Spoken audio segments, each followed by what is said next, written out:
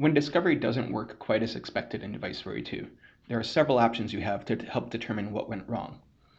When you're viewing any specific discovery job, there's a convenient table that will give you an overview of the successes and failures of that job. You can see how many port check failures there were, how many authorization failures, discovery exceptions, etc. You will also see how many devices were newly added versus updated, and how many may have ended up in our unprocessed table or have ran into errors. On the left here, you'll also see a status table that will show you the progress of the basic and advanced discoveries for that particular job. Clicking any of these links in the discovery details will give you an overview of the discovery scores for every device in that job. This discovery status page is available under our reports menu under the discovery scores link. And by default, it will show you all of the successes and failures across any job within your environment. On the right, you could filter by job name if you wanted to see the status for a particular job. You could also filter by the failures, so you can see any addresses where there was a port check failure, authorization failure, etc. Clicking any of these devices will bring you to that device record. You can also view discovery score information on a device record itself under the Other tab. At the bottom, you'll see a discovery scores section, which will show you any of the historic auto discovery jobs that have been ran on against that target, the job that they came from, and some details about the success or failure. Additionally, we'd have some standard reports included in our advanced reporting in Device 42 that have the discovery status information available. You can export these reports individually or schedule them to be ran and emailed to you on a periodic basis. You could view these within Device 42 or use the Excel exports to see that same information outside of Device 42. When it comes to testing some of the particular failures that may have happened in discovery, one good place to do that is the Device 42 Appliance Manager. You can access it under Tools, Appliance Manager from within Device 42.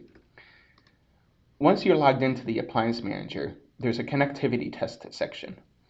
This will allow you to target any device from Device 42 to make sure connectivity succeeds. Here you could enter a single IP address to ping. You could also test SNMP discovery or use netcat to check a particular port. In this case, let's go ahead and do that. We'll test the default FTP port on a given server's IP address here. When we hit submit, we'll see a result that says netcat successfully connected. That tells us that Device 42 can reach that address on that port. Alternatively, if we had tried a port that failed, Device 42 would give us a different result. Connection refused. You can also use traceroute to make sure that we are able to fully connect to a particular IP address. For Windows devices, if you would like to make sure that WMI connectivity can succeed, the best way to do that would be through Microsoft's WBEMTest tool. That's included by default in Windows, and by executing it, you can point to a targeted Windows server. It's best to be ran from the same server that your Windows Discovery service is deployed on to ensure that the connectivity is successful from that server. You would enter the IP address of one of the target Windows servers that you're attempting to connect to, and include the credentials that you're using under the service account that Device 42 is running as to connect to these Windows servers. Once you hit connect here, the tool will then try to authenticate on that system, and will be able to present you with all your namespace classes. Should this succeed, it's proof to you that the connectivity is successful and the account is able to log on. If you would like to test connectivity to any of your targets from one of your remote collectors, you can do that by logging into your remote collector via SSH. From the menu, choose the Utilities option, and then the netcat or SNMP connectivity options. Netcat, again, will allow you to specify a particular IP address and port, and then you could check connectivity. In this case, we see, again, it succeeded.